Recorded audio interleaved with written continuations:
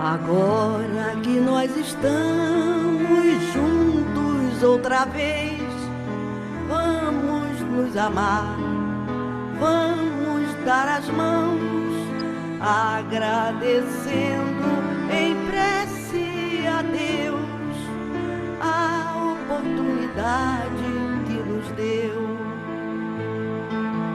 A primeira escola na terra é o lar, amigos e inimigos aí se vão encontrar na bênção da lei da reencarnação.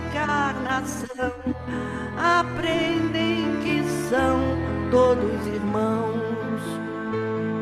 Agora que nós estamos juntos outra vez, vamos nos amar, vamos dar as mãos, agradecendo em prece a Deus a oportunidade que nos deu. Por nossa família assim se formar, esquecido o passado, novo corpo, novo lar.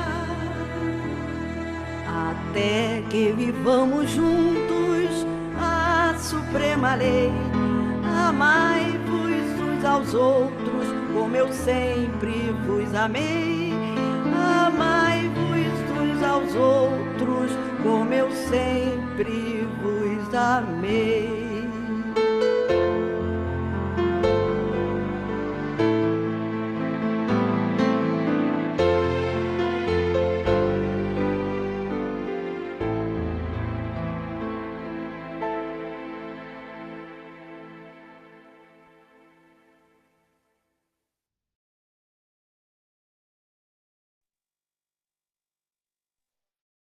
Nós vamos fazer a leitura da nossa página agora.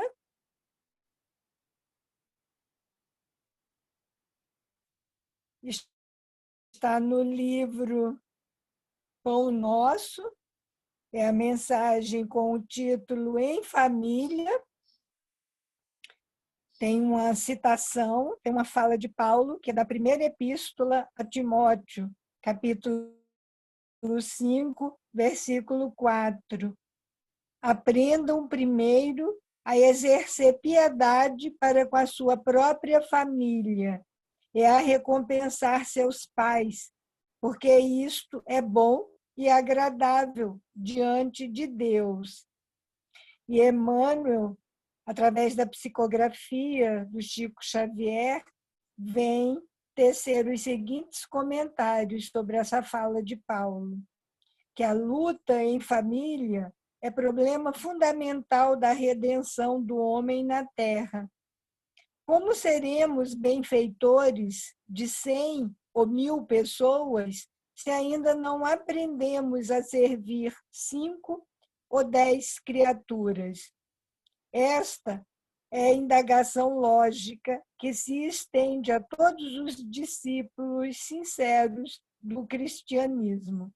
Bom pregador e mau servidor são 2 títulos que se não coadunam. O apóstolo aconselha o exercício da piedade no centro das atividades domésticas. Entretanto, não alude à piedade que chora sem coragem ante os enigmas aflitivos, mas àquela que conhece as zonas nevrálgicas da casa e se esforça por eliminá-las, aguardando a decisão divina a seu tempo. Conhecemos numerosos irmãos que se sentem sozinhos espiritualmente, entre os que se lhes agregaram ao círculo pessoal através dos laços consanguíneos, entregando-se, por isso, a lamentável desânimo. É imprescindível, contudo, examinar a transitoriedade das ligações corpóreas, ponderando que não existem uniões casuais no lar terreno. Preponderam aí, por enquanto, as provas salvadoras ou regenerativas. Ninguém despreze, portanto, esse campo sagrado de serviço, por mais se sinta acabrunhado na incompreensão. Constituiria falta grave esquecer-lhe as infinitas possibilidades de trabalho iluminativo. É impossível auxiliar o mundo quando ainda não conseguimos ser úteis nem mesmo a uma casa pequena, aquela em que a vontade do Pai nos situou a título precário. Antes da grande projeção pessoal na obra coletiva, aprenda o discípulo a cooperar em favor dos familiares no dia de hoje, convicto de que semelhante esforço representa realização essencial. Josi vai fazer a nossa prece. E assim, Mestre Jesus, em teu nome, estamos aqui reunidos para estudarmos um pouco mais, Senhor, teu Evangelho, os teus ensinamentos. Que essas mensagens cheguem a todas as famílias, em cada lugar onde estejam, precisando de um alento, de um amparo, de carinho. Estás conosco, Senhor, que possamos aqui, com harmonia, com amor, carinho, escutar, receber todas as intuições para que possamos praticar na nossa família. E assim, Mestre Jesus, em teu nome, começamos o nosso estudo da tarde de hoje. Que assim seja, graças a Deus. Graças a Deus. Então, meu povo, família linda, essa, florida, nós vamos, dar início agora ao nosso encontro da família espírita. Estamos trabalhando o módulo justo que trabalha a família, que é o florescer da família, a prática do amor no lar, com o objetivo de exemplificar na família o amor de Jesus. Mas, antes de falarmos, mergulharmos profundamente no estudo, nas reflexões, nós vamos fazer assim um quebra-gelo para unir mais ainda com a alegria, darmos as mãos, mostrando o quanto nós estamos interligados nessa família de florescimento tão alegre. Então, a Tati já começou, à medida que vocês foram entrando na sala, foi dando o nome para vocês de um animal. É segredo, ninguém vai contar qual o nome do animal que recebeu. Quando todos estiverem recebido, quando a Tati disser assim, todos não estão me vendo? Você está sem câmera, Raquel. Apareci, mas estavam ouvindo. Estavam ouvindo. Sim, Raquel, tudinho, direitinho.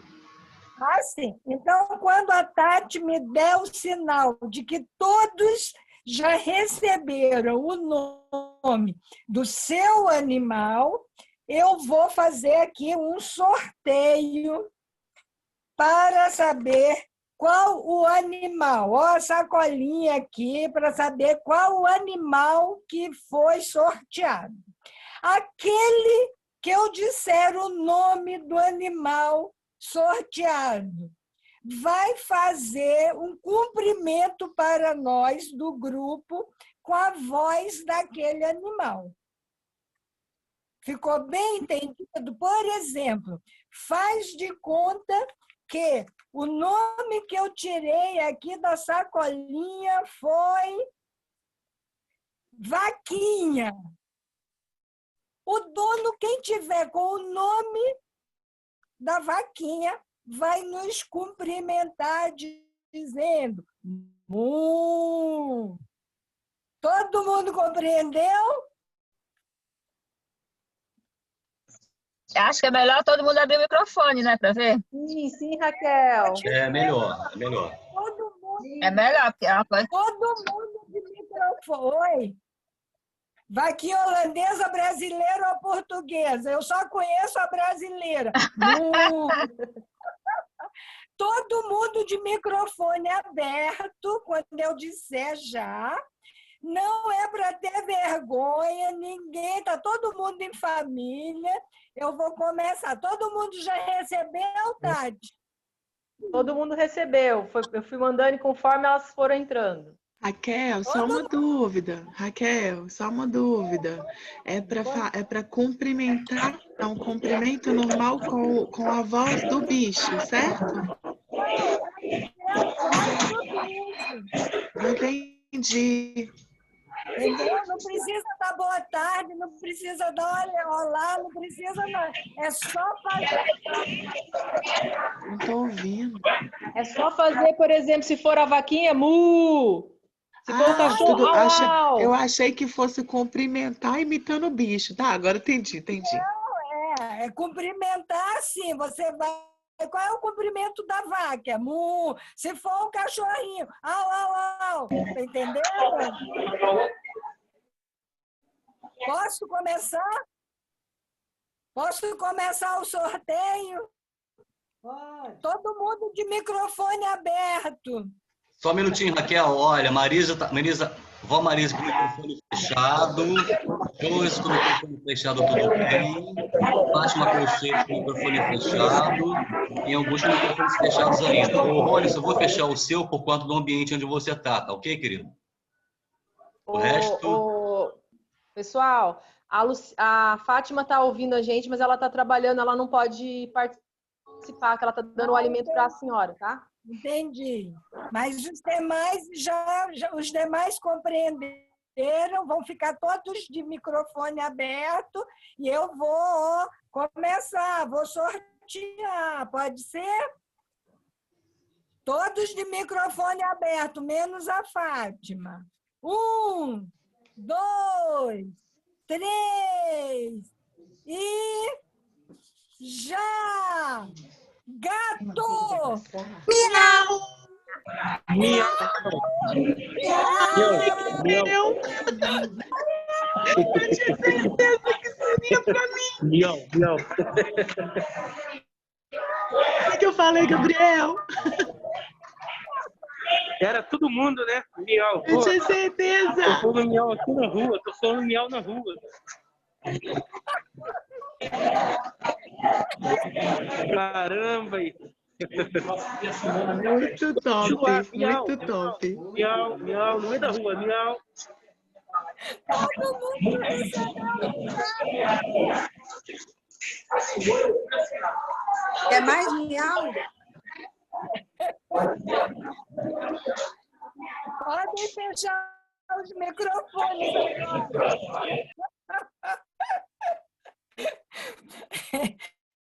Todos vocês receberam o mesmo animal, gato, e foi uma ameação só. Era então, gente, era para descontrair, justamente porque falar de família é um lugar de construção, é pegadinha. Família é um lugar de construção de amor. A gente fala em amor, parece que é um oásis assim de paz, onde tudo é harmonia, onde tudo funciona com perfeição. Mas a gente sabe que não é fácil, né? Muito pelo contrário. É desafiador, como tem sido o termo que nós estamos utilizando, em vez de dizer que é difícil, porque o difícil já traz um peso maior. Mas não é fácil, é um desafio diário, constante. E, por essa razão, claro, nós precisamos falar do assunto com leveza, com alegria, aceitando esse desafio com muita determinação, com muita vontade, mas precisamos, sim, refletir bastante sobre as relações familiares, sobre as nossas próprias condutas, porque é muito importante. Muitas vezes nós exigimos do outro determinadas condutas, determinados comportamentos, mas, na realidade, atende de barreiras. A gente entende que quer mudar o outro, mas, na realidade, a gente precisa mudar a gente, né? Então, conciliamos ou levamos na ponta da faca? Como que é a nossa atitude? Como que é a nossa conduta, né? Então, cada qual vai escrever, não precisa tornar público. Ontem nós pedimos que vocês estivessem com papel e lápis, caneta, na mão, e vocês vão escrever sem que seja necessário tornar público. É uma reflexão íntima para vocês, né? Aquela palavrinha que a gente gosta, que é na acústica da alma, né? Então, um fato observável na família da gente. Por exemplo, nós chegamos em casa, ou depois de um dia de trabalho, ou os que já estão aposentados deram uma saída, ou estão fazendo determinadas coisas no ambiente doméstico e volta para um outro local, e a gente precisa confrontar com aquela situação. Aí, por exemplo, você encontra louça suja na pia, encontra roupa suja fora do cesto, e você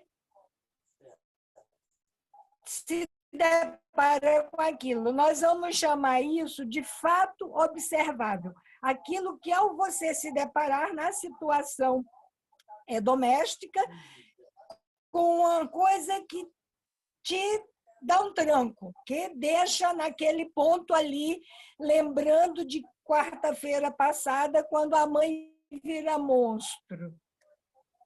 Ficou claro? Vocês mesmos vão escrever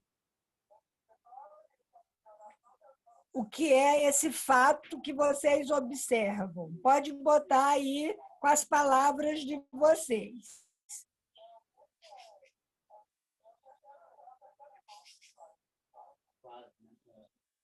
O Márcio.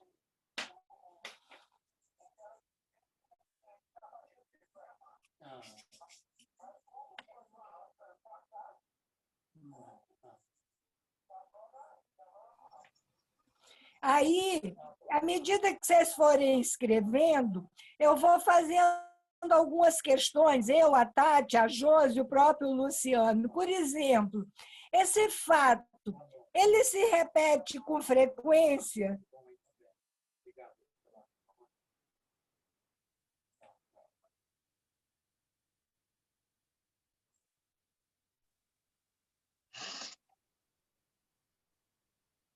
O Luciano está nos ajudando, ele está colocando aí que nós estamos chamando aquela observação que nós fazemos no nosso cotidiano como um fato observável. E aí as questões. Esse fato se repete com frequência? Você já fica imaginando que vai acontecer de novo? Por exemplo, você chega ali assim, um exemplo, a garrafa d'água na geladeira. Aí você sente sede, você vai se dirigir para a geladeira e você já fica imaginando que vai encontrar a garrafa sem água. Isso acontece? Você já fica imaginando que vai acontecer de novo? Seja bem-vindo, Marcos Heleno. Ou aquele fato te aconteceu só uma vez, passou, né? Vamos ver. Mas geralmente é aquilo que acontece com frequência, né? Qual é a sua reação quando você observa esse fato? Pensa na sua reação. Quando você imagina que aquele fato vai se repetir, você já antecipa a sua reação? Pensa bem, vai só imaginando. Vai ali, "Ih, eu vou me deparar com aquela cena de novo."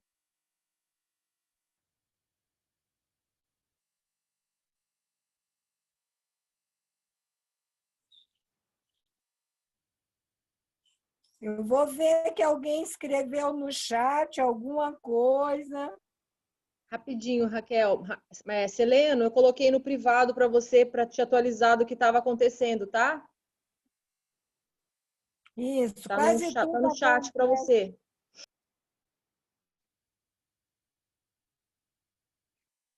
É isso, o Rony colocou que quase tudo acontece, é falta de observação, que o tempo todos podemos fazer coisas boas, porém, assim, descansamos, temos que ter visão para encontrar a realidade.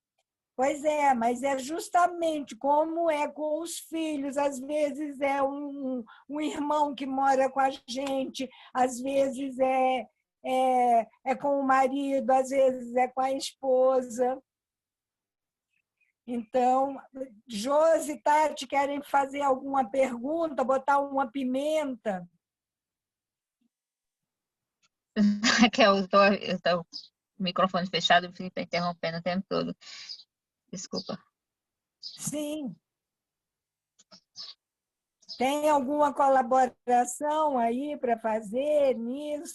Uma caixinha aí. Espera aí, Felipe.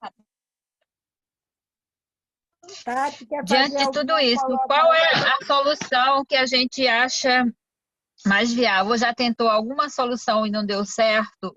Ou não tentou, ou só guardou para si mesmo? E a pessoa nem sabe que está incomodando com aquelas situações? Sim. Aham. Isso, pois é. Então, essas reflexões todas, eu espero que todos estejam aí registrando, analisando, lembrando como que é, se a gente vira mesmo um monstro, se a gente reage de que maneira, de novo isso e fala como que é. E vamos... Só mais uma perguntinha. Se quando a gente está nessa situação, a gente fala o que a gente sente para o outro, ou a gente espera que ele adivinhe o que a gente está sentindo com o que está acontecendo?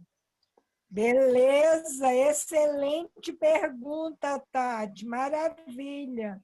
É que às vezes a gente fica de cara emburrada e o outro nem sabe, né? Muito bom.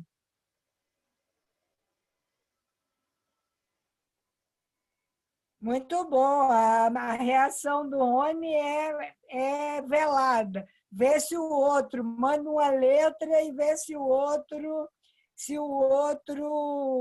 se manca. Mas às vezes não se manca.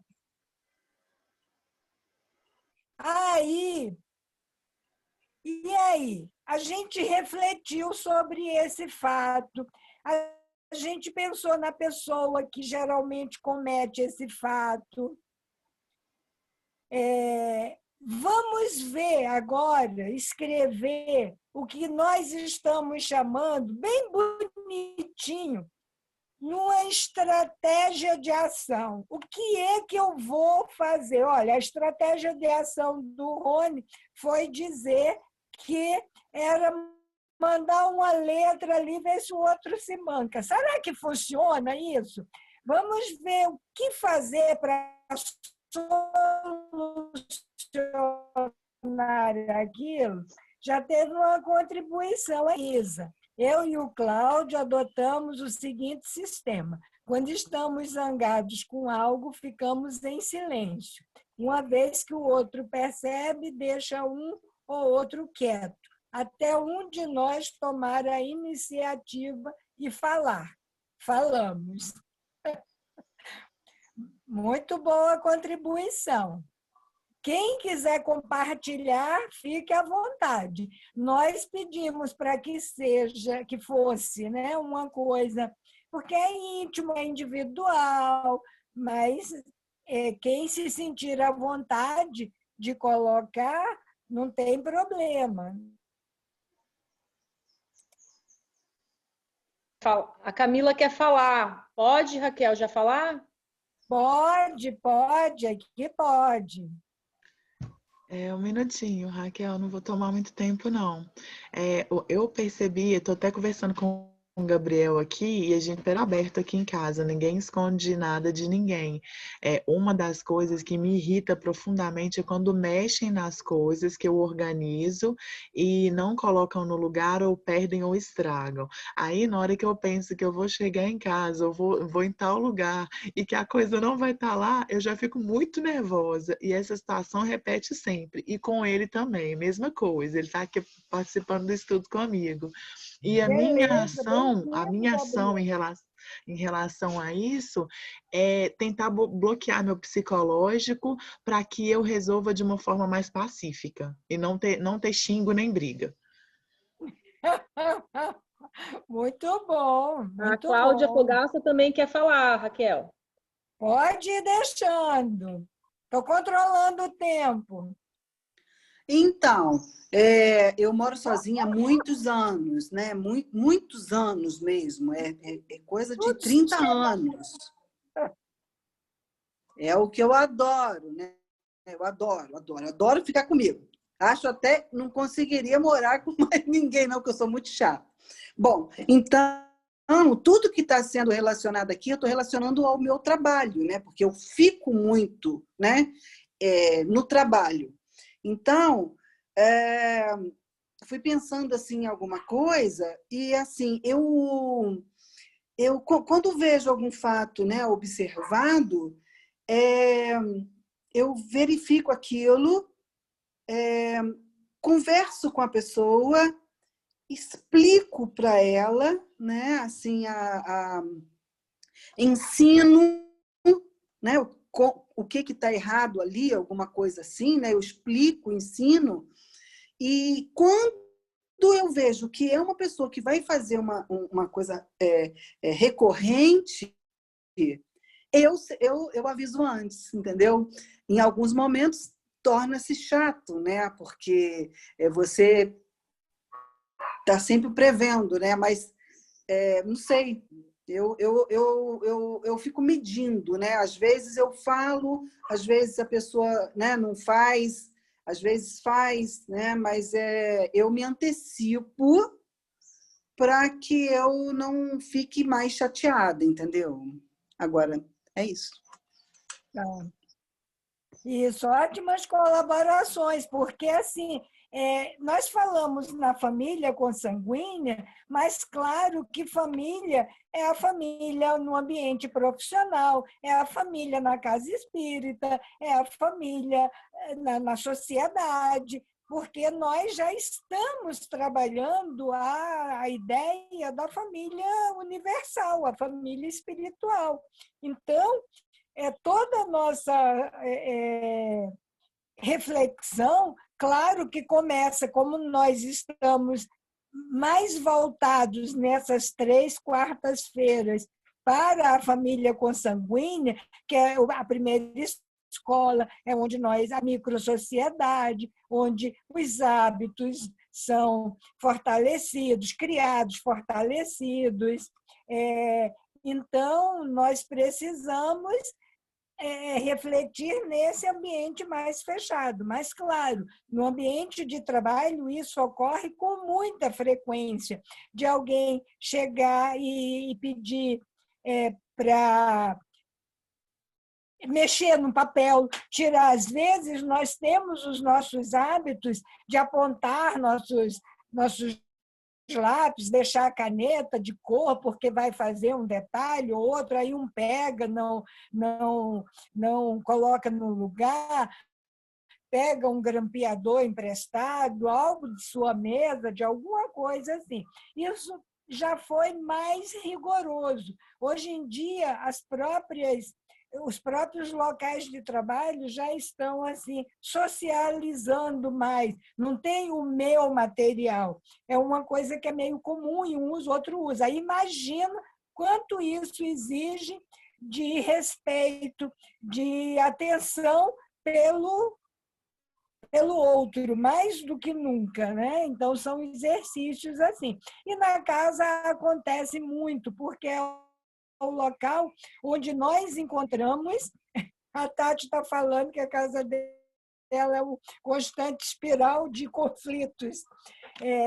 Então, na família, principalmente, porque se for a família de origem, pai, mãe, os irmãos ali, cada um com a sua história de vida, existências pregressas, que às vezes traz ali características que precisam ser trabalhadas, corrigidas, e a educação que é a mesma. Eu tenho 3 filhos, a educação é a mesma, não pode ser a mesma, porque cada filho é com personalidade diferente, hábitos que trouxeram, coisas, histórias diferentes de vida, embora haja a ligação, a interdependência, mas cada um é único. E reunir isso tudo dá realmente muito trabalho. E se for a família constituída, chega um com uma história, com um tipo de orientação, junta com o outro que vem de outra família, de outra orientação, e aí aquilo leva um tempo para se organizar. Então, seja o que for, mas é importante refletir sobre isso, porque tudo que nós vivenciamos entre as 4 paredes do lar, nós vamos levar para o mundo, vamos levar para o exterior. Então, todos já... o Eunápio também está com a mão levantada. Beleza.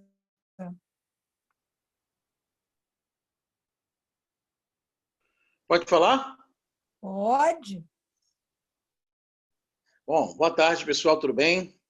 Tudo bem. Só abrir um parênteses, eu só não acho muito fraterno, né, nem de compaixão ao próximo, a gente vê, por exemplo, a Camila comer esse pãozinho de queijo mineiro na tarde de hoje. Eu acho que não é muito amor ao próximo, não, tá, Camila? Olha só.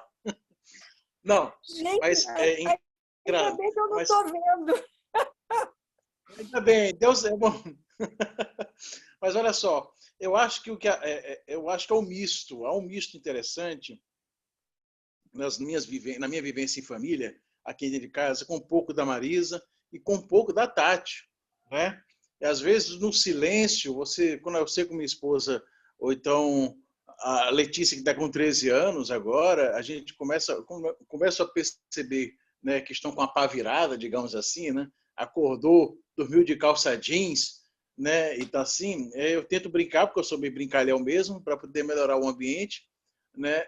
Quando eu consigo, ótimo. Quando eu não consigo, eu fico na minha. Mas eu tento não me incomodar muito com as coisas, né? Eu acho que a ideia mais ou menos é essa. Deixa rolar para não se incomodar muito com as coisas, para não ficar muito cri-cri, muito chato, né? Eu sou, por exemplo, dentro do meu escritório aqui, até um pouco bagunçado, né? Eu deixo um pouco bagunçado as coisas, porque as crianças entram, fazem bagunça. Falei, olha, já não está arrumado, mas também não tira da bagunça. Eu não quero arrumar. Não tira da minha bagunça, porque eu consigo me organizar na minha bagunça, né? Eu também não cobro muito. Eu cobro muito mais das crianças outras coisas, como a Tati bem pontuou, que às vezes me irrita, né? Eu falo uma, falo duas, falo três, falo quatro, e parece que entra por um ouvido e sai pelo outro, né? E aí eu fico um pouco mais impaciente em algumas posições, quando eu preciso repetir N vezes a mesma coisa, E é um teste para mim, é um teste para elas também, e é quando eu sento com elas e falo, olha, eu estou aqui para aprender, tanto quanto vocês, né? Mas vamos tentar entrar no meio termo, né? Porque eu não preciso ficar falando... Tem coisas que eu falo, às vezes, no dia, para não fazer, eu conto 30 vezes. Eu falo, ou vocês estão fazendo para me irritar, ou, às vezes, eu sou muito impaciente, eu não sei o que está acontecendo, porque aí eu tento desfocar, dar uma saída, porque o processo de educar é muito complicado, não é fácil. E, novamente, eu falo, construir uma família, casar, ter filhos, não é para todo mundo, infelizmente. Né? É um negócio muito simples. Vou casar, vou ter filho, mas não é. É um negócio, você precisa ter objetivo. Opa! Eu vou precisar interromper você, porque você já está entrando num segundo momento, sabia? Desculpa. Abraço. Então tá. Beijo pra você. Você não podia adivinhar, mas alguém soprou aí no seu ouvido, hein? Foi o gato, porque ele tá dormindo aqui, o gatinho. Ele que não... Ele é o melhor de todos, não fala nada, só vive dormindo, não estressa. Tá bom. Então, mas todos já escreveram nos seus papeizinhos uma estratégia de ação? O que fazer para solucionar aquilo que incomoda terrivelmente? Então, se todos já escreveram, seja na situação do trabalho, seja na situação familiar, eu vou pedir agora que cada um escreva no Evangelho. Busque no Evangelho uma orientação para a sua própria conduta. O que é que eu preciso aprender aqui no Evangelho? Algo que me oriente, que me fortaleça, que me dê sustentação naquele fato que me incomoda, que me irrita, que às vezes me faz virar um monstro. Eu vou buscar uma aguinha enquanto vocês escrevem. Ai, que deu uma dor.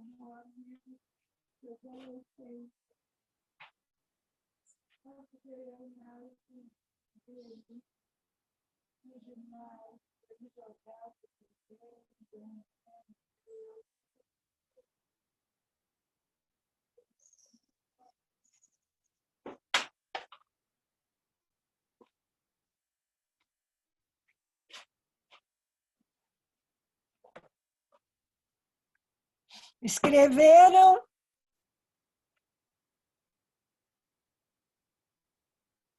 Sim? Não? Coloca um joinha, gente, para a gente saber.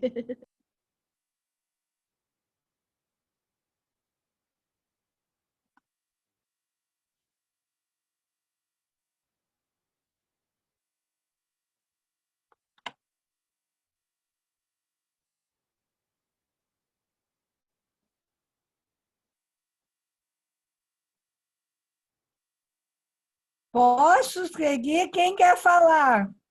No Evangelho.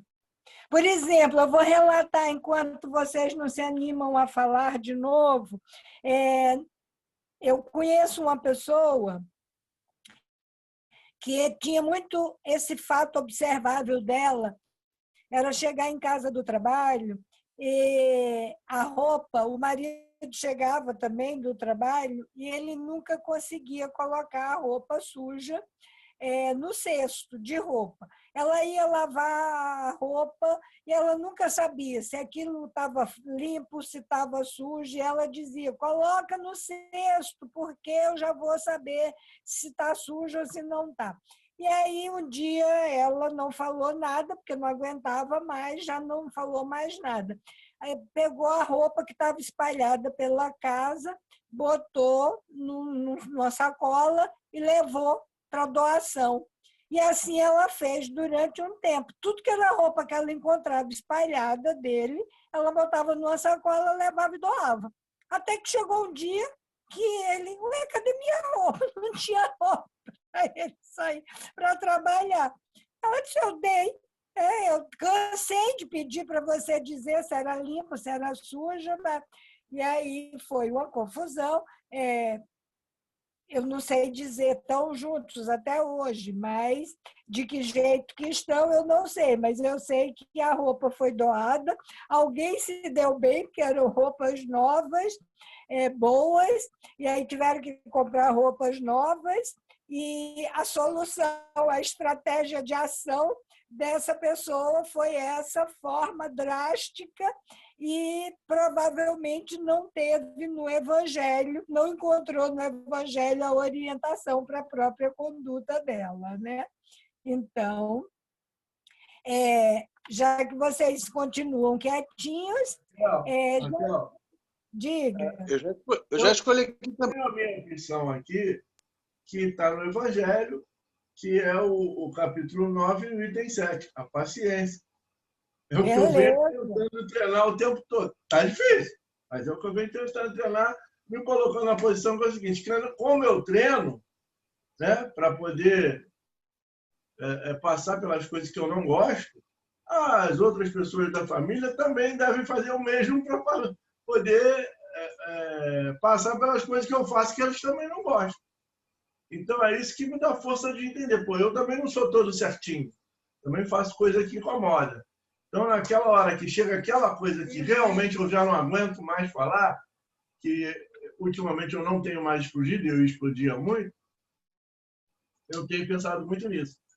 Se a pessoa também está me aturando um pouquinho, eu também tenho que aturar um pouquinho. Então, vamos trabalhar a paciência. Por aí. Está ótimo. O Eunápio colocou que é o capítulo 17, ao ser de perfeitos, não é isso? Mas Item 7, o dever. Eu gosto muito dessa parte. Porque muito bom, muito bom. Muito Raquel, a Josi está com a mãozinha levantada. Pois não.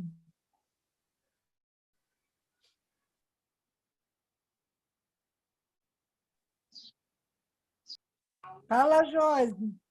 Então, o Marcos Celano falou sobre a paciência. Eu também pensei na paciência também, porque eu acho que a única forma que tem de enfrentar todos os haveres que a gente vê em casa, né? Porque primeiro você se estressa, depois você diz, dá-me paciência. Aí você escuta no Evangelho, né? Onde aquilo que a gente passa não é nada, diante de tantas coisas mais. Né? E também a buscar resolver. Só que nem sempre a gente consegue resolver, porque aquilo incomoda só a gente, não incomoda o outro, entendeu? Por exemplo, aqui as gavetas tudo abertas, entendeu? Abre a gaveta e deixa aberta. Só me incomoda, mas não incomoda eles, não. Eles nem viram que deixaram a gaveta aberta. Aí eu pensei que era só um que eu tinha casado que deixava a gaveta aberta, aí veio os 2 filhos também deixam a gaveta aberta. Então, aí quando eu vi no Evangelho sobre a paciência, eu digo, eu devo ter que aprender mesmo, viu? Porque quando aí veio mais 2, tem paciência. E foi aí que eu fui buscar no Evangelho mesmo sobre a paciência, viu? É isso. Muito bem, muito bem. E quando a gente pede paciência, não vem paciência, vem alguém que faz algo observável para a gente desenvolver a paciência. No caso meu, vem mais 2. Agora eu não peço mais também. Eu já fico quieta e vou ver o que quer dizer a paciência, entendeu? Por isso que o Chacrinha falava, quem não se comunica se trumbica, tá vendo? Se falou errado, o povo falou errado, o povo lá entendeu diferente e mandou mais 2. Bom, e a solução que eu acho, Ana, é o seguinte, dona Raquel, e a solução que eu achei depois de 22 anos é o seguinte, comprar tudo sem gaveta, já tudo aberto, entendeu? Que aí já resolve o problema. Porque depois de 22 anos não tem mais jeito não, dona Raquel, só em outra. Não dá não. Então, meu povo, a gente está no limite do tempo, mas essa reflexão, de fato, é para nós, porque nós não mudamos o outro. Josi agora acabou de dizer 22 anos pedindo, mandando, gritando, ou descabelando, ou seja o que for, mantendo silêncio. ou fechando a gaveta. Um dia a gente fecha devagar, outro dia a gente vai, de novo essa gaveta vai lá, pá, fecha a gaveta com raiva. Só falta quebrar a gaveta e depois, ai meu Deus, não, eu vou ter paciência, aí não quebra a gaveta, aí quer comprar um móvel sem gaveta. E aí, 22 anos com a gaveta, carregando a gaveta nas costas. Então, cada um tem a sua gaveta, cada um tem a sua caetana, cada um tem o seu guarda-chuva, cada um tem um detalhe que incomoda. Mas, na realidade, a reflexão é no sentido de que não mudamos o outro. Vamos passar o outro. E o exemplo da Josi eu vou pegar porque realmente é brilhante. Ela tinha o problema com um adulto. Esse fato observável dela era com um adulto. Depois ela diz, chegam mais 2, que desde muito novos ela foi ensinando. E já agora, uma já está com 16 anos, o outro com 10, e continuam deixando as gavetas abertas. Então, aquela questão de educa, repete, espera para ver se aprendeu, repete. Nós vamos dar continuidade a esse aspecto da educação. Por enquanto, é cansativo. É cansativo, é a autoobservação. E nós, para fecharmos esse primeiro momento de se auto-observar naquilo que nos incomoda, como reagimos, como buscamos a solução mais harmoniosa, nós trouxemos essa conclusão, porque, em geral, todos nós ficamos enraivecidos com um fato observado. O clima na família fica pesado. Então, a conclusão aqui é um pouco genérica. Ide e reconciliai-vos com vosso irmão antes de depordes a vossa oferenda no altar. O sacrifício mais agradável ao Senhor é o que o homem faça do seu próprio ressentimento. Está no Evangelho, no capítulo 10, o item 8. Esse é o sentido que essa existência diante da eternidade, diante da imortalidade do espírito, essa existência é muito pequena. E nós tornamos esses fatos observáveis um pesadelo nas nossas existências. Aquilo parece que nos incomoda. Quando nós fizemos a pergunta, se você já fica imaginando o que vai acontecer de novo, se você já sente em ebulição, porque aquilo vai se repetir, você já antecipa a sua reação e ela vai se tornando cada vez mais violenta, é nesse sentido. Para a conquista da harmonia, afastar o ressentimento do nosso grupo familiar, é importantíssimo essa reconciliação, essa brevidade de tempo que nós estamos juntos para os nossos reajustes, para a nossa reharmonização com esses que chegam para compartilhar do nosso convívio, né? Para partilhar do nosso convívio. Então, fica aqui essa reflexão, concluindo esse primeiro momento. Mas, a partir dessa conclusão de reconciliação, de falar de paciência, quarta-feira passada nós falamos muito sobre a indulgência, que todos nós chegamos à conclusão o quanto que é importante no núcleo familiar. Essa busca nos ensinamentos de Jesus para alcançar a harmonia familiar. Nós vamos pensar na responsabilidade dentro do núcleo familiar constituído.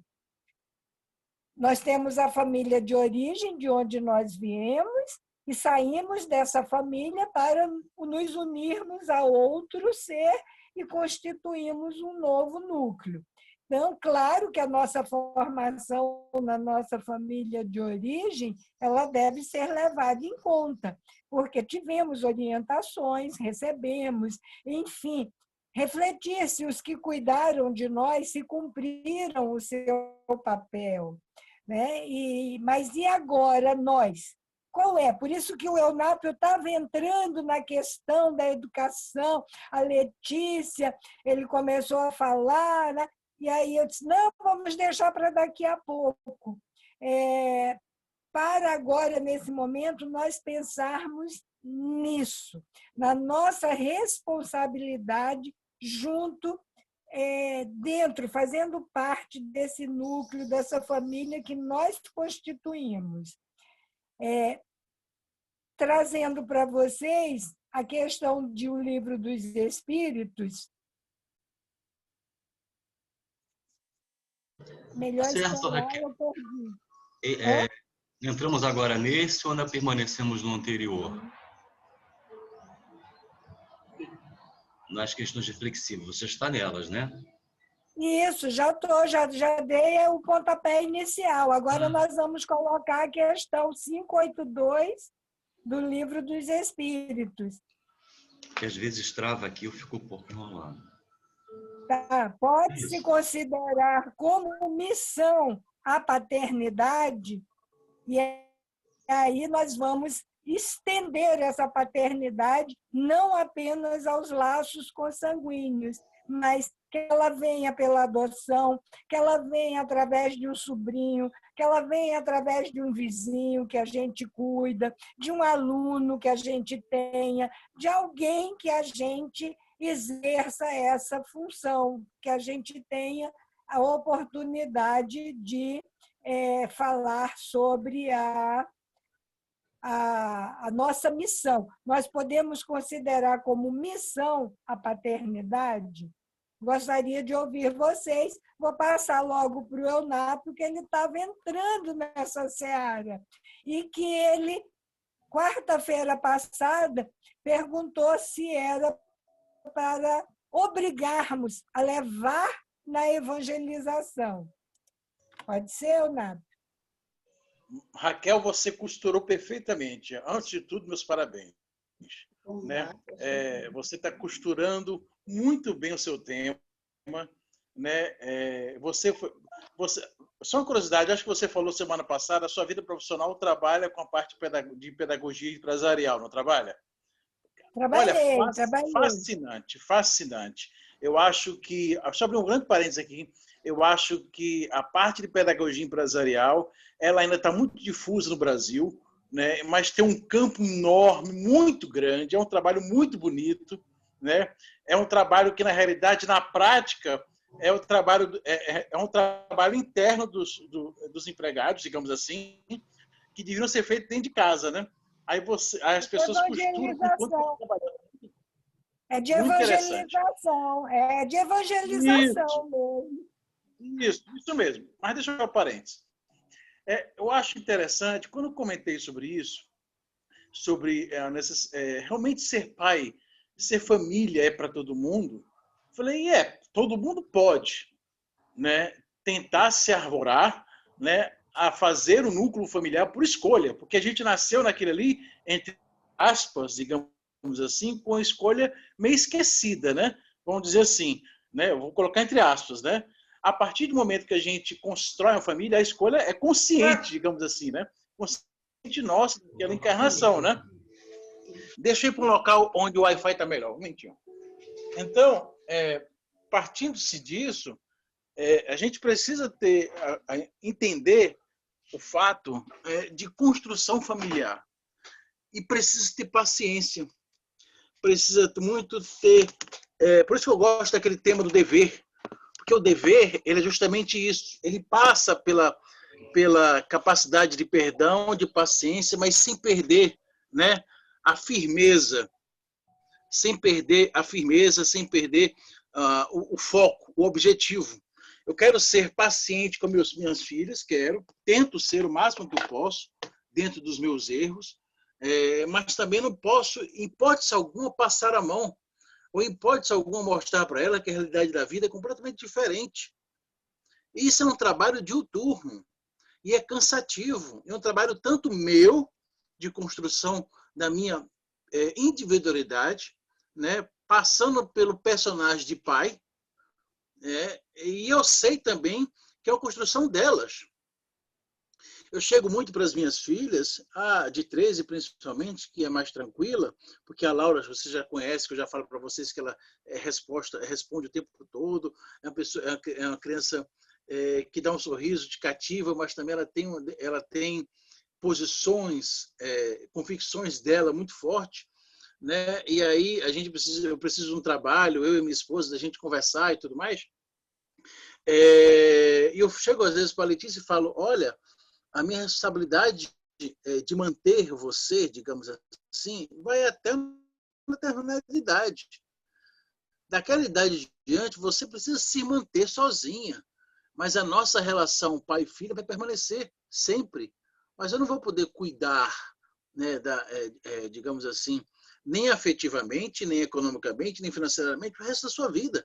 Porque faz parte do seu crescimento pessoal, de indivíduo, de ser, e a luta. Escolher certo, escolher errado os seus caminhos, faz parte. Fazer suas escolhas, por exemplo, o que eu acho muito estranho, com 16, 17 anos, uma vida profissional. Você vai passar 4, 5 anos fazendo a faculdade para achar que vai trabalhar com aquilo ali até 60, 70 anos se aposentar. É um erro, mas faz parte do crescimento, de você bater a cabeça, errar, acertar. E eu acho que tudo isso, Raquel, é Jesus. É a vivência do evangelho no lar. Sem a necessidade, por exemplo, tocando no assunto que eu falei na semana passada, de ficar rotulando, levando para evangelização, ou para catequese, ou para tudo mais, e tendo, por exemplo, visões diferentes dentro de casa. Como é que eu posso fazer isso? Não tem como. Eu preciso vivenciar o dever, a paciência, a resignação, né, a proatividade, a responsabilidade de pai e de mãe dentro do meu lar, porque eu estarei assim falando de Jesus. Se a criança, em determinado momento, por exemplo, não aceitar isso, ou muito menos aceitar ir para uma evangelização ou ir para uma igreja, né, tudo bem, mas eu estou falando de Jesus na minha vivência dentro do meu lar. Quando eu chego franco com minhas filhas e falo, olha, desculpa porque eu às vezes falei muito grosso com você, eu coloquei você de castigo, ou desculpa porque eu não posso fazer isso, eu não posso fazer aquilo outro. Eu estou sendo humano e estou dizendo, olha, eu não consigo fazer isso, está além dos meus limites. Talvez amanhã, ou na semana que vem, ou no ano que vem, ou daqui a 20 anos eu possa fazer, mas por enquanto eu não consigo. Essa sinceridade, né, eu acredito, né, é uma responsabilidade minha como pai, um dever meu como espírito, né, em um processo de evolução, de passar as minhas fortalezas, as minhas fragilidades, né, para elas e tentar, de forma mais harmônica possível, conviver, porque foi uma escolha minha que eu fiz há 13, 14 anos atrás, de construir uma família. E tudo isso passa pela vivência do Evangelho. Então, eu estou falando de Jesus, estou falando do Evangelho na convivência do meu lar. Sem a necessidade, porque o processo religioso ele está mudando. A religião do Cristo é esse, o processo religioso que o Cristo nos convida, justamente essa convivência mais harmônica dentro de um lar. Né? Dentro da minha figura de pai ou na figura de mãe. Né? Esse é um pensamento que, pelo menos, eu tento construir para mim. Se a minha criança, por exemplo, naquele momento, não deseja ir para uma casa espírita, ou não deseja ir para uma igreja, ou não deseja sentar comigo para ler uma história do Evangelho, tudo bem, mas eu posso falar de Jesus de tantas formas. Eu acho que uma forma mais franca de falar de Jesus, mostrando os meus defeitos, né, o pouco das minhas qualidades e do que eu quero para mim e para minha família. Dentro da tolerância, da paciência, da compreensão e da responsabilidade proativa, sempre proativa, nunca de forma passiva. Porque a doutrina espírita não é isso, né? Não é passividade, é proatividade sempre. Muito bom. Você fechou, conduziu assim muito bem, Eunapo. Muito obrigada. Antes de passar para outras pessoas, eu vou trazer um texto, um pequeno texto que, segundo Joana de Ângeles, através do Divaldo, né, que nós temos a preocupação de oferecer a melhor alimentação aos nossos filhos, né? Favorecê-los com o melhor círculo de amigos. A gente tem essa preocupação, quem é o amigo do meu filho, e se acontece alguma coisa com o meu filho, a gente já tenta até dizer que a influência, se foi negativa, que a influência foi do amigo, né? Então, a gente quer uma seleção que favoreça, nós queremos vesti-los de forma decente e agradável, isso é a Joana tudo dizendo, né? Joana de Ângeles. Encaminhá-los aos melhores professores, de acordo com nossa renda, claro, proporcionar o médico eficiente, os eficazes medicamentos quando eles estejam enfermos, conceder-lhes meios para a manutenção da vida, encaminhá-los na profissão que escolham. Essas são as preocupações, e aí nós olhamos para essas questões, e todas muito voltadas para o material, o alimento material, a vestimenta, a educação intelectual, né? E aí vamos lançar a pergunta a todos. O que fazer? Pode lançar, Lu. O que fazer para proporcionar-lhes uma vida moral digna e um porvir espiritual seguro? Você já enriqueceu muitíssimo aí com a sua fala. Outros gostariam de colaborar?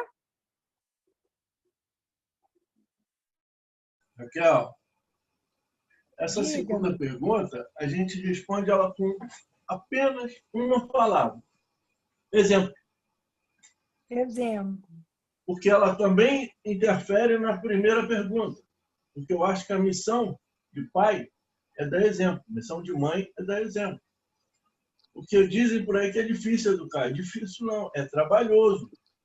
Porque para educar, eu tenho que tomar conta de mim mesmo, das minhas ações, da minha maneira de ser com as pessoas, da minha maneira de falar, da minha maneira de agir. Eu tenho que ser verdadeiro e transparente, como o Leonardo falou.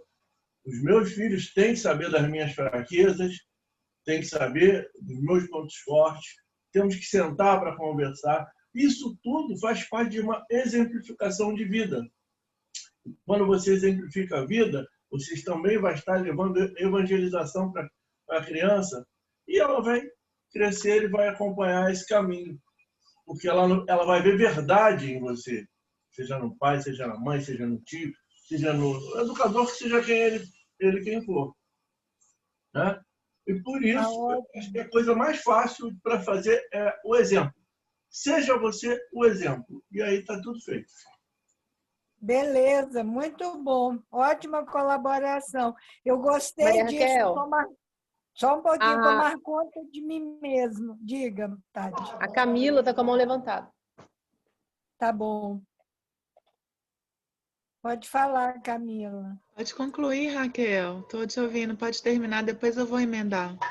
Pode falar. A fala do Marco Celeno foi muito importante, esse tomar conta de mim mesmo, porque assim, antes de educar, eu preciso me educar. Muito importante isso. Pode falar, Camila.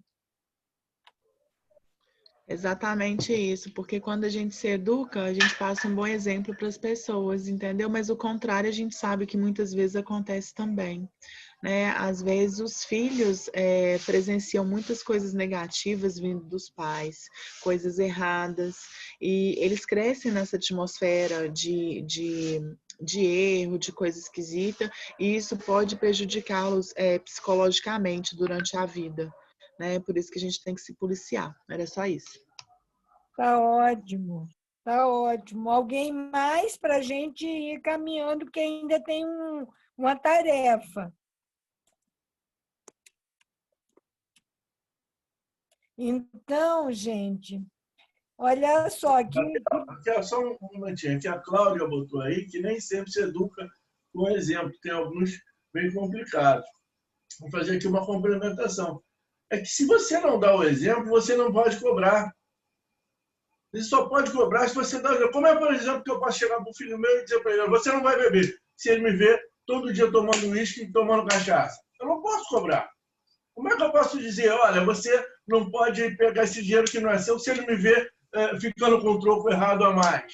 Então, o exemplo é fundamental em tudo. Eu só posso cobrar retidão quando eu estou me portando com retidão. Foi isso que eu quis dizer com o exemplo. Não, é isso, esse exemplo é isso. É que tem estruturas familiares, eu penso, eu não vi a fala da Cláudia, mas eu penso que, assim, muitas vezes nós queremos falar uma coisa, mas fazemos outras. Mas isso não é educar. Não funciona. Acho que não é isso, Cláudia. É melhor você explicar. Eu posso fazer? Não é isso, não. Olha só. Quando eu falei que não é só com os exemplos que se educa, porque mesmo tendo bons exemplos, boas orientações, tudo, tem alguns, por causa que todos somos em graus evolutivos, e aí o que acontece? Não podemos educar todos os filhos iguais, né? Então, mesmo com exemplo, com tolerância, com paciência, com diálogo, com exemplos bons, mesmo assim, quando chega numa certa hora, vai se rebelar, entendeu? Acontece, e acontece muito. Lógico que o amor dos pais, aquela coisa toda, vai ter uma influência muito grande, né? Concordo com você. Agora, nem só os exemplos, os filhos vai ter serão muito bons porque tem exemplos, entendeu? É isso que eu quis dizer. Não, maravilha, porque nós precisamos pensar no que foi falado bem no início do trabalho, no sentido de que cada um traz a sua história, não história de agora, do berço, mas de existências pregressas, e que muitas vezes, por mais que os pais ofereçam toda a condição, acontece daquele filho. Mas por isso que também no Livro dos Espíritos fala que se você deu toda a condição, você não se omitiu em nada, você fica com a sua consciência tranquila, que a sua responsabilidade, a sua missão como dentro da paternidade foi cumprida, porque aquele espírito recebeu toda a oportunidade, só que não conseguiu, dessa vez ainda, se reajustar, se reharmonizar. Então, isso ocorre. Claro, rapidinho. Eu concordo em número, gênero e grau com o Marco, no sentido do exemplo. Mas e quando a gente não consegue dar o exemplo? Quando mesmo a gente sabendo para onde caminha, a gente não consegue ser o exemplo. Quando a gente está em escala evolutiva igual dos nossos filhos. E aí? Eu chego para ele e falo, meus filhos, eu sei que eu não sei dar o exemplo. Segura na minha mão e vamos andar junto. Como é que fica isso? É isso quando eu falo sobre o processo do dever, né, do processo da paternidade, de trazer Jesus para o lar, de ser humilde, compreensivo, tolerante, nesse sentido. Mas eu deixo a provocação. E quando eu não consigo dar o exemplo? Enfim, deixo vocês, só vou ficar escutando, que agora eu vou para o trabalho. Se cair ligação, se cair, mas foi a última minha contribuição, tá, pessoal? Maravilha, mas é isso mesmo. Às vezes a nossa história tem aquele descaminho que eu não consigo ainda, né? Não contribuir, né, Raquel? Mas a gente sabe para onde deve ir, mas eu não consigo ser exemplo ainda. E aí, como é que fica? Exato, exato. Então, é uma dificuldade nossa, como a responsabilidade de educar, e também a história daquele que chegou para a nossa responsabilidade. Nós estamos com o horário bem justinho, mas é interessante que essa reflexão não tem uma receita de bolo. Não é igual chegar, quer dizer, as minhas receitas de bolo que são justas, com as medidas exatas, né? Porque nós já conversamos sobre isso outro dia aqui, que tem uns que olham assim, bota mais uma pitadinha, bota mais não sei o quê. Não, as minhas receitas 2 xícaras disso, 1 xícara daquilo, meio copo não sei do que, tudo assim. Não existe isso dentro da formação do núcleo familiar. Então, reflexões necessárias para nós nessa busca de autoconhecimento, de autoeducação, inclusive. Agora, uma coisa nós podemos concluir com uniformidade, com convergência, no sentido de, é muito engraçado a fala do Zé Luiz, o pode ser e depende, aqui quanto ao método. O que eu quero dizer que, por exemplo, chegamos à conclusão que evangelizar é fundamental, mas evangelizar na vivência cotidiana, não adianta falar e não fazer, é pelo exemplo, é a autoeducação, esse esforço conjunto. Então, essa evangelização é fundamental, porque senão não estaremos cumprindo com a missão da paternidade. Evangelizar no sentido de encaminhar os espíritos e aqueles que estão ao nosso lado, adultos, filhos consanguíneos, vizinhos, os pequenos, os grandes, evangelizar no sentido bem amplo, de encaminhar para Deus, de nos encaminharmos para Deus e de encaminhar, de contribuir, de possibilitar o encaminhamento para Deus. Então, a nossa conclusão para esse momento, segundo momento, aí, que foi a missão da paternidade e a evangelização, no sentido, também um fragmento da resposta do livro, da questão 582 do Livro dos Espíritos, a nossa conclusão, que Deus, pode colocá-lo, Deus colocou o filho sob a tutela dos pais, a fim de que estes o dirijam pela senda do bem. E lhes facilitou a tarefa, dando àquele uma organização débil e delicada, que o torna propício a todas as impressões. Esse pequenininho que chega no nosso meio,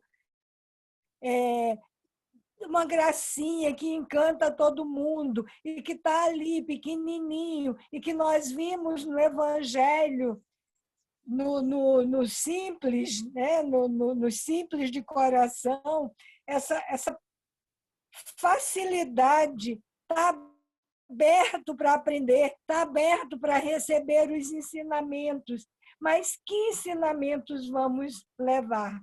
A nossa responsabilidade de nos autoeducar, de nos dirigirmos nós também, de caminharmos nós também pela senda do bem, para possibilitar os que caminham ao nosso lado esse mesmo caminhar, esse mesmo norte, né? Então, nesse momento, nós concluímos. Não deu tempo eu ver todas as contribuições no chat, mas eu gostaria agora que vocês, numa folha de papel de vocês, que vocês preparassem um desenho para presentear um filho seu, ou mais de um filho seu, ou quem você considera como tal. Se você considera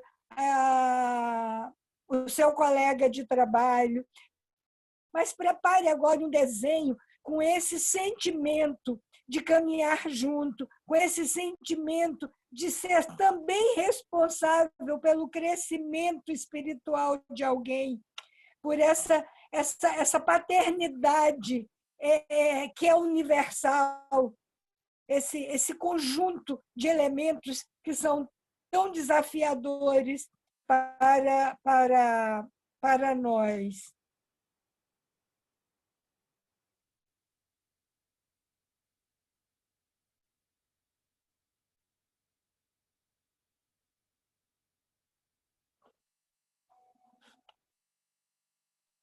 Ela já viu, não? Lili deve estar lá já. Não sei se eles vão.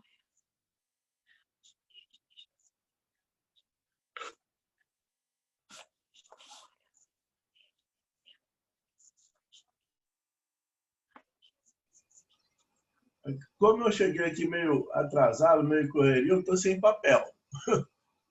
Então, mas eu sei o desenho que eu queria fazer, eu só não sei se eu saberia fazê-lo. Imagine o seu desenho e faz depois. Vou descrever o meu desenho aqui.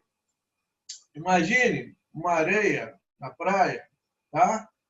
E aí você vai imaginar 2 pés maiores, ou seja, do adulto, e 4 ou 6 pés menores, que sejam da criança, e aquele oceano imenso à sua frente. A minha ideia é essa, o adulto ali com eles, orientando a entrar nesse oceano que é a vida. Gostaria de fazer isso, mas eu não sei fazer isso. Eu vou tentar depois. Tá? Vai conseguir, vai. Aí fotografa e coloca no grupo. Tá bom. Camila também vai fazer depois. Oi. Eu tenho muita dificuldade com desenhos. O que eu gostaria mesmo era de mostrar a capa do Livro dos Espíritos, falar do Livro dos Espíritos, porque eu sou muito apaixonada por esse livro. Então, assim, para os milhares, eu ainda não tenho oportunidade de falar, até não sou muito de falar mesmo. Mas, assim, para o meu sobrinho, porque eu não tenho filhos, eu gostaria de ter a oportunidade de mostrar mais a capa do conteúdo do Livro dos Espíritos. Isso é o que eu gostaria mesmo, que está na minha cabeça sempre, desde que eu conheci o Livro dos Espíritos. Muito bom, muito aí, bem. É muito lindo. Tudo que eu estou aprendendo aí, muito lindo tudo. Muito obrigada. Todos, muito o Leonardo. Muito lindo. Muito bom, muito bom. Essa tarefa do desenho é também para abrirmos um pouco o nosso lado sensível, mesmo que nós, sabe, vai fazer tortinho, não vai saber desenhar bonito. Eu não sei fazer desenho, mas faz do jeito que a gente quer, que a gente imagina. Às vezes é só um coração, às vezes é uma florzinha, aquela figura humana que é só de gravetinho, assim.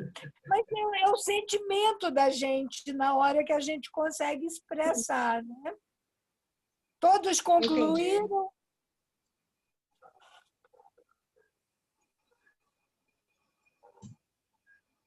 Lu? Eu? Podemos concluir? Sim. Todos podemos concluir, pessoal? Resposta positiva. Então vamos. Você faz a nossa prece, Lu?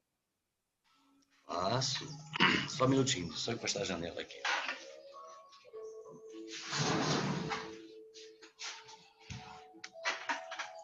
Menos ruído externo.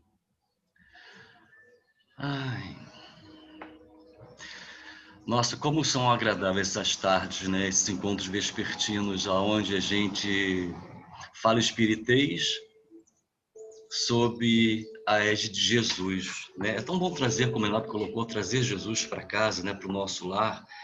E essa prática diária de se autoconhecer e de se ver refletido no outro, aprendendo com o outro, aprendendo com os filhos, com o esposo, com a esposa, né? Até os próprios vizinhos,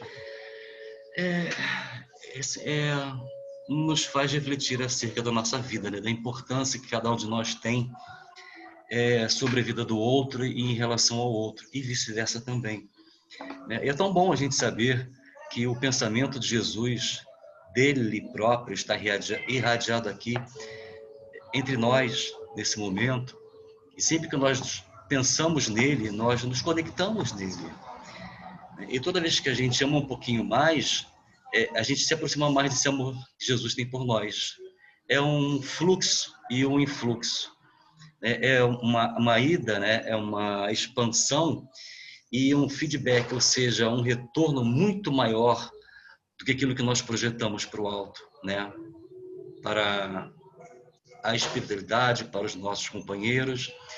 E aí, seguindo essa linha de raciocínio, vamos então respirar mais tranquilamente, mais suavemente, sentindo o nosso corpo, sentindo os nossos batimentos cardíacos, sentindo a vibração do nosso cérebro, percebendo que ambos os órgãos são usinas poderosíssimas de energia que se traduz em luz. Essa luz espiritual que Jesus vem nos ensinar dia após dia, através do seu evangelho de amor e de redenção, que nos redime das nossas amarras, o nosso pretérito, que faz com que nós tenhamos condições e instrumentos de nos autoconhecermos e nos desvencilharmos do homem velho, aquele que às vezes recolhe as roupas do marido e faz doações com elas. Nesse momento, então, diante desta tarde luminosa, desse banquete espiritual nos proporcionado pela nossa querida irmã, companheira e amiga Maria Raquel, que certamente sempre é amparada, intuída e inspirada para que nos proporcione essas pérolas do Evangelho traduzidas de forma tão reluzentes que nos faz acreditar que realmente nós podemos ser seres melhores, pais melhores, mães melhores, filhos melhores, cidadãos melhores.